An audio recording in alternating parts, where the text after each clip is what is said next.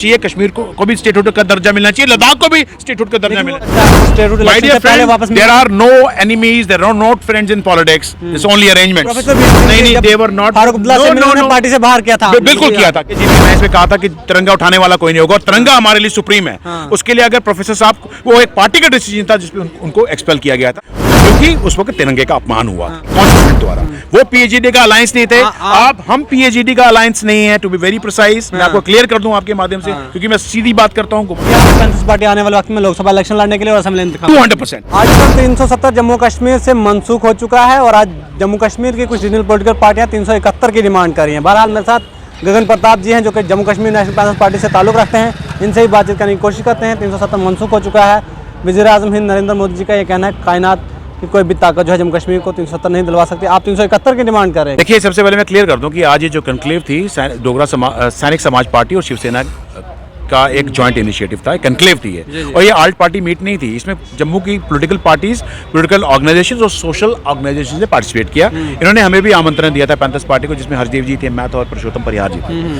Main मुद्दा ये रहा है इसके अंदर कि जम्मू कश्मीर को उसका राज्य का दर्जा मिलना चाहिए। The Jammu Kashmir should be granted statehood. तो वो तो अमित शाह ने बोला था पहले ही।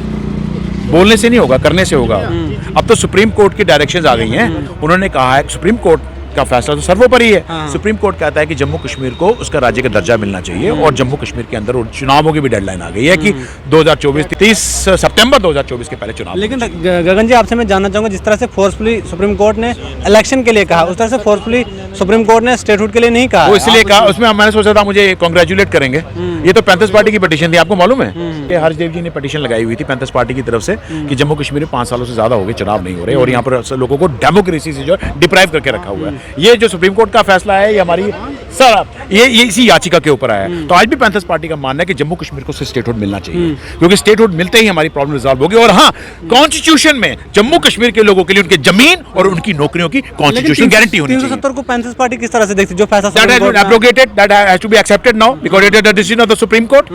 We cannot say anything, but there is a provision of like 371 की बहुत सारी क्लॉजेज हैं। उसकी तरफ पे अगर जम्मू कश्मीर के लोगों को जमीन और नौकरियां सेफगार्ड हो जाएं, आई थिंक हमने अपना काम प्रोफेसर भीम सिंह जी जिंदा थे, उन्होंने इसका विरोध किया था। नहीं, विरोध नहीं किया था। वो कह रहे थे कि अमेंडमेंट नहीं, वो कहते थे 370 में अमेंडमेंट होनी चाहिए और जम्मू को भी स्टेटहुड का दर्जा मिलना चाहिए, कश्मीर को भी स्टेटहुड का दर्जा मिलना चाहिए, लद्दाख को भी स्टेटहुड का दर्जा मिलना चाहिए। पीएचडी का हिस्सा थे, पीएचडी का हिस्सा थे। नहीं, प्रोफेसर भीम सिंह नहीं, they were not. Farooq Abdullah ने पार्टी से बाहर किया था। बिल्कुल किया था, क्योंकि उस वक्त तिरंगे की बात हुई थी। एक कॉन्स्टिट्यूशन ने पीएचडी अलायंस में कहा था कि तिरंगा उठाने वाला कोई नहीं होगा और तिरंगा हमारे लिए सुप्रीम है।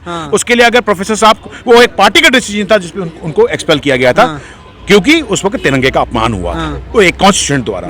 वो पीएचडी का अलायंस नहीं थे।